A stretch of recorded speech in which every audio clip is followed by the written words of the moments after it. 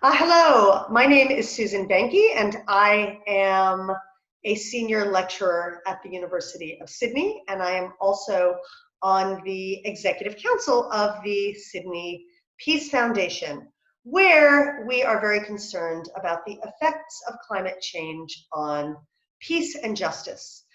Um, we are doing a series of interviews, short interviews that we're calling A Climate of Peace. And this is to talk to change makers and leaders in the fields of environmental justice and climate justice to pull apart these issues a little bit more clearly. And it is my honor today to have an interview for A Climate of Peace with David Schlosberg. David Schlosberg is the director of the Sydney Environment Institute, which is a center at the University of Sydney. So welcome, Professor Schlosberg. Thanks, Susan. Thanks for having me. Really appreciate it. I'm going to ask you just a couple of questions in the interest of keeping this short. So I have attended several of the events of Sydney Environment Institute, otherwise known as SEI. I've read articles that have been published on your site, and I have a sense of kind of the amazing things that SEI does.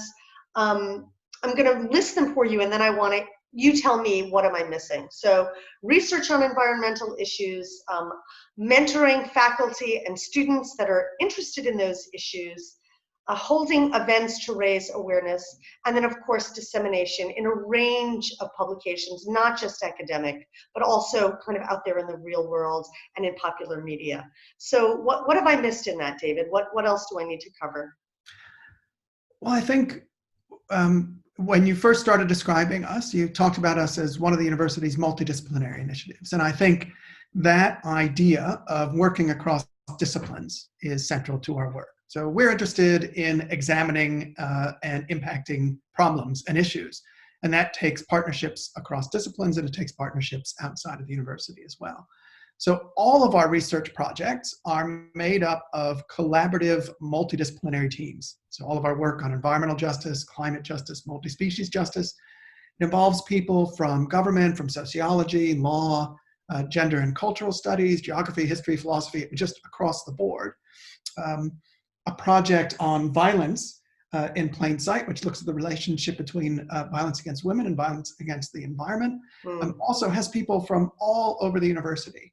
And likewise, a project that we did on the Great Australian Bight included people from law, from engineering, from business, along with partner NGOs and community organizations. So to me, that's one of the major challenges, right? Pulling together these broad multidisciplinary teams from across the university, which is our mission, but it's still a challenge.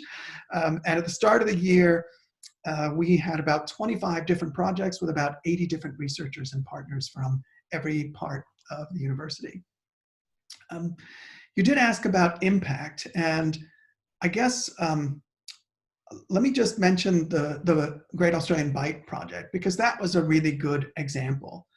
So that project was focused on a proposal by a Norwegian oil company, Equinor, to drill at the Great Australian Bight, one of the most beautiful areas of coastline in the country, to drill in water that was deeper than what BP drilled in at the Deepwater Horizon, the Gulf, the well that failed in the Gulf of Mexico. So the team held a major workshop at the University of Sydney. We had NGO members there as well, and community stakeholders online. And then the group drafted a very critical submission to the government regulatory body, NUPSIMA, arguing that the proposal was careless on the one hand, and not based on global best practice. And that statement, that submission, really had an impact on the process, and combined with a lot of other critiques, a lot of other action by a number of other organizations, really put some pressure on the government and the company in particular, and the company eventually pulled out of the project. Oh, they pulled out the project, is that what you said? Oh, yeah. So right. Ecuador is not going to drill, at least in that particular spot, in the Great Australian Bight at this particular time. So that's, that's an amazing example. It's a huge example. It's actually having, having a real impact after bringing together, again, a team across the university with NGO partners, with community partners. as well.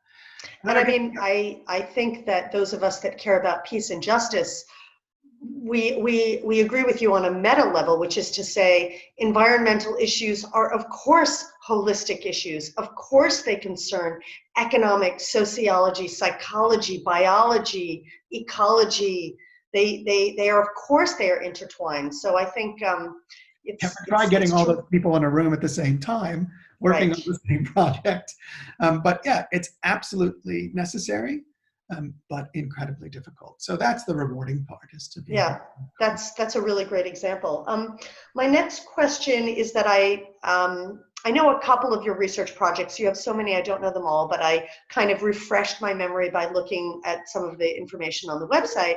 And I see that there's one called Climate Justice and Problems of Scale, which examines the ways that the deleterious effects of climate change do not affect all citizens or members of the polity equally. And for the Sydney Peace Foundation, the idea that justice underlies our responses to climate justice and all of those related issues you just talked about makes so much sense. So I'd love to hear just a little bit more about that particular project.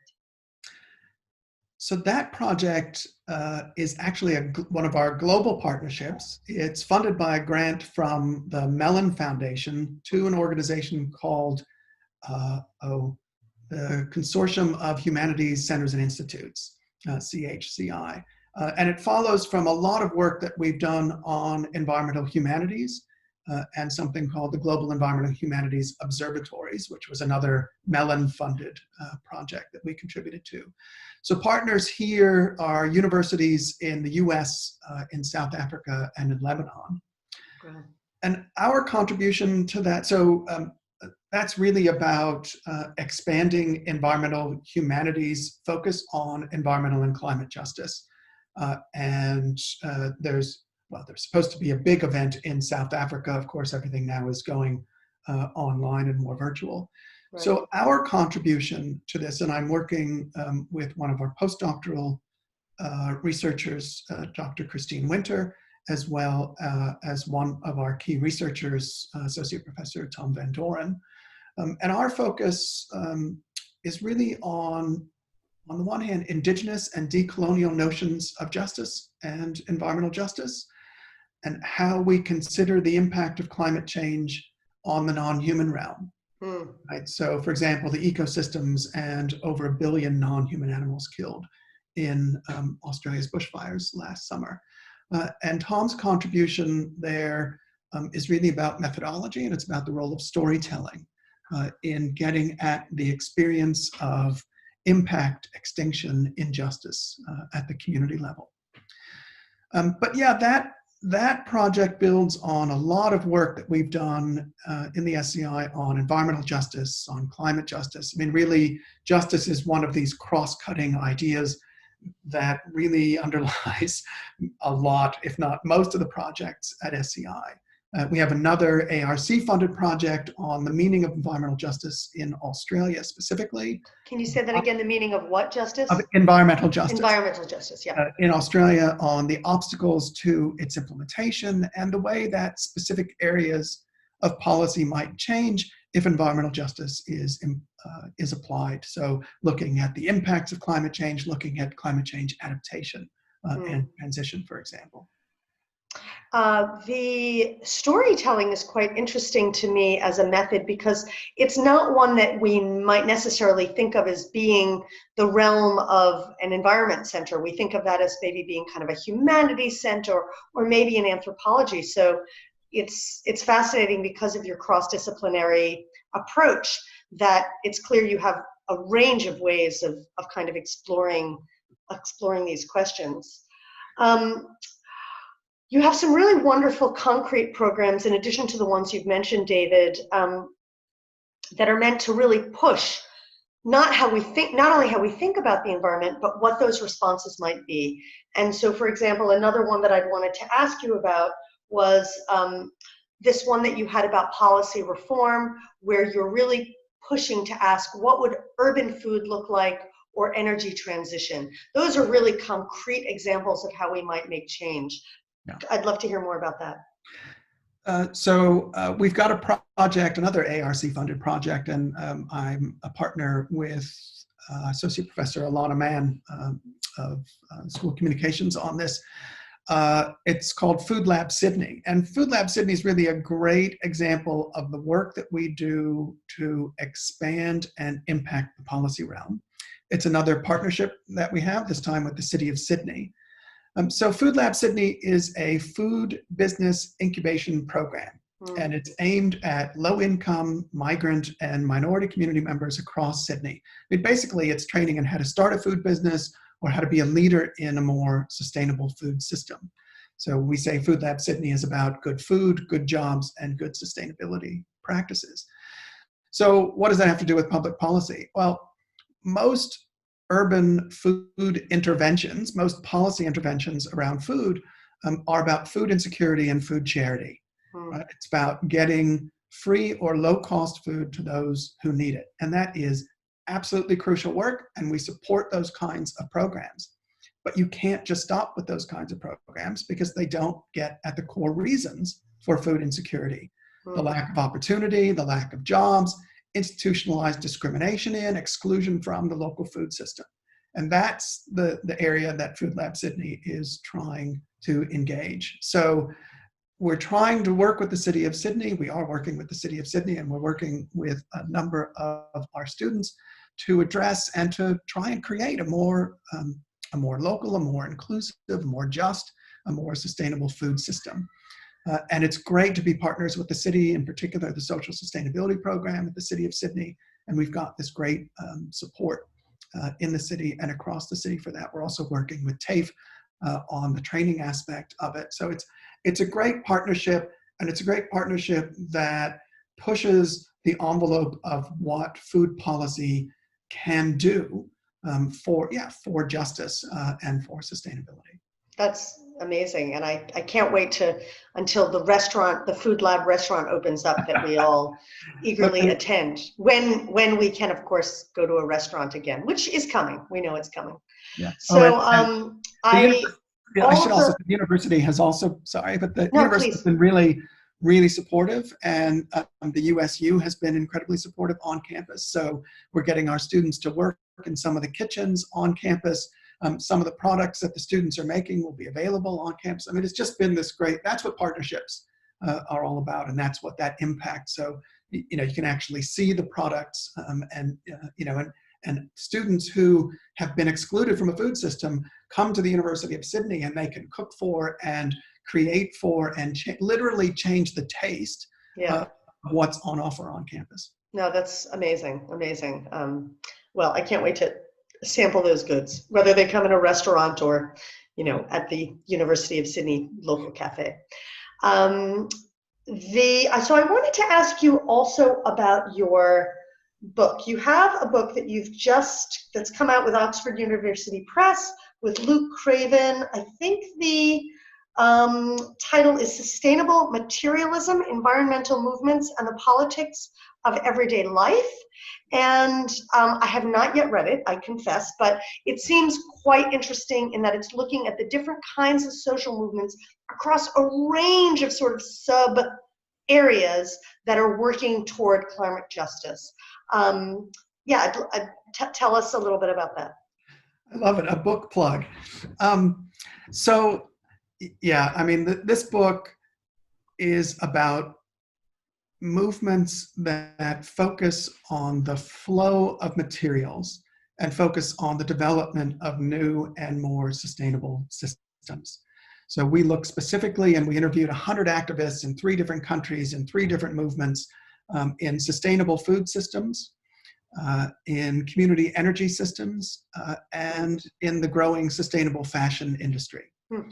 So the book is all about movements that are attentive of and follow materials that we use in our everyday life, clothing, energy, food, through, from the source. Where do they come from? What are the conditions of their production, both labor and environmental, through the products they're made, how those products flow through communities, how they do so in just and sustainable ways or not, how they flow into waste, right? And it's this attentiveness to systems and flows, to the entire supply chain, and to the impact on communities, how materials like that flow through communities. That's what we're looking at. Does the book also, as I understood it, also look at the social movements that engage in those examinations?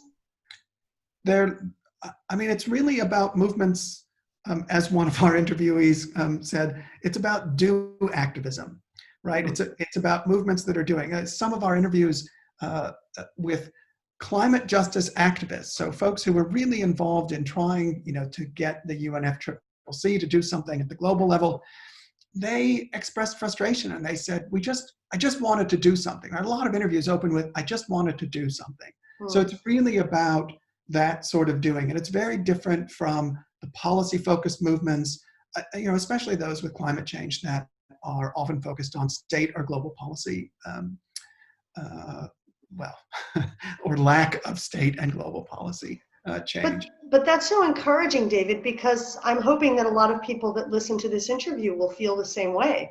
I just want to do something. I might not have time to join a massive social movement, but there are lots of little ways. I shouldn't even call them little, but there's a variety of ways that we can try to push that envelope to move toward climate justice and environmental justice. And the crucial thing about the book is it's not a book about individual action. Right? It's not about, because there's plenty of stuff on that, and there's great work that's done on sustainable consumerism and all of that. And again, that's really important, using ethical judgment when you're choosing what to buy. But this is about movements that are trying to change systems, right? So it is about not just, the organic thing on the shelf in the supermarket. It's about the flow. It's about the community involvement. It's about building an alternative economy around sustainable food, energy, clothing systems. And what we were interested in was, and what the book is about and the way that it's organized, it's about the motivations for people in these movements. Why do people want to be involved? I mean, literally physically involved in a new flow of materials through communities and through their bodies. And there's a real fatigue with politics as usual. And again, this desire to want to do something. There's a real critique of power and the lack of participation in the creation of sustainable systems. So there's really a desire to physically step out of the recreation of power, right? Power of the fossil fuel industry, power of, well, in Australia, the duopoly when it comes to groceries, and to use one's body, one's community to create new and more sustainable systems.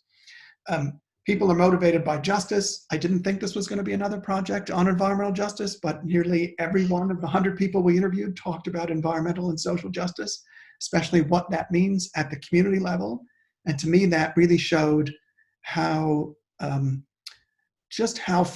important environmental justice as an idea has become across the world. So that was reassuring to me as someone who's written on environmental justice. And for us at the Sydney Peace Foundation, because we care about peace and justice. So absolutely. So that was, and to hear people's different ideas of what justice meant to them in terms of the flow of food and energy and clothing and all of that through their communities. But the last motivation was really about sustainability. It was about wanting a better relationship with the non-human realm, right? To be able to feed oneself, clothe oneself, produce energy without undermining the functioning of ecosystems. Say that again, without undermining the functioning of ecosystems. Yes. Right. And that was a really important motivator. So now I do want to read it for sure. I mean, I knew from the title and from the description, but it sounds really inspiring, and we need those kinds of books these days. Yeah, and I have two more questions. All of the Climate of Peace interviews end with these two questions, and you've been very kind to give me so much time. So the first one is, what do you think are the consequences for a peaceful and just society of a continued failure to address climate change? Well, more injustice.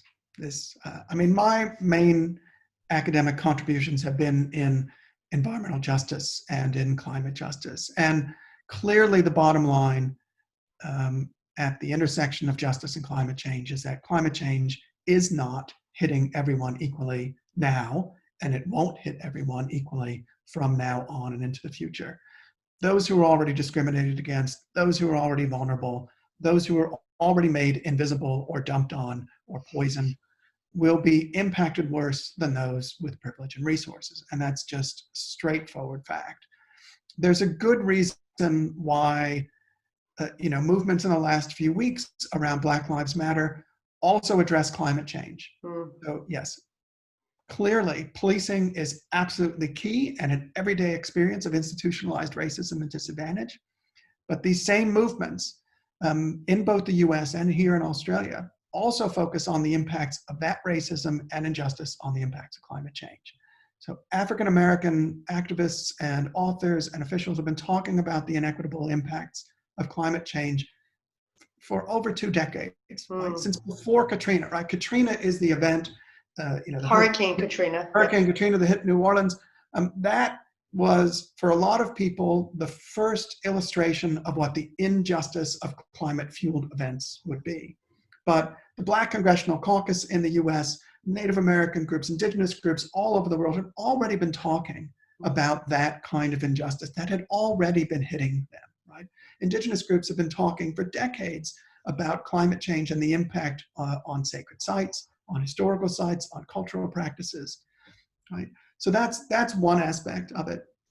And then closer to home, and this is a Sydney thing, this is an Australia thing, it is the poor and the already disadvantaged who are most at risk from air pollution from bushfires, such as the ones we just lived through, right? Before COVID, there was another major disaster. They're the same ones who are already impacted by heat waves, right? Heat waves. I'm sorry, impacted by? Heat waves. Heat waves, yeah. So heat waves do not kill rich people. It's just a very straightforward reality, right? They only kill people who do not have the resources to cool themselves. That's climate injustice. And that's already an everyday experience in this country in the summer, right? Unless we start to implement some basic policies of justice in adaptation and in transition. Very powerful. Last question for you, David. And one that is so difficult to answer when you have so much information at your fingertips. But David, if there was one action you could ensure is taken to move towards a safe climate for everyone, what would it be? I actually have a very concise answer to this. Oh, good. To defund, to deplatform, and to disempower the fossil fuel industry and its media and political cheerleaders. Very straightforward, right? Fossil-fueled corruption in this country, in the US, and elsewhere, that has to end. I think that's a terrific way to end this interview. David Schlosberg, thank you so much for being on A Climate of Peace with us here at the Sydney Peace Foundation. We are grateful to you for your time. And Susan Banky, thank you for talking to me. I really appreciate it.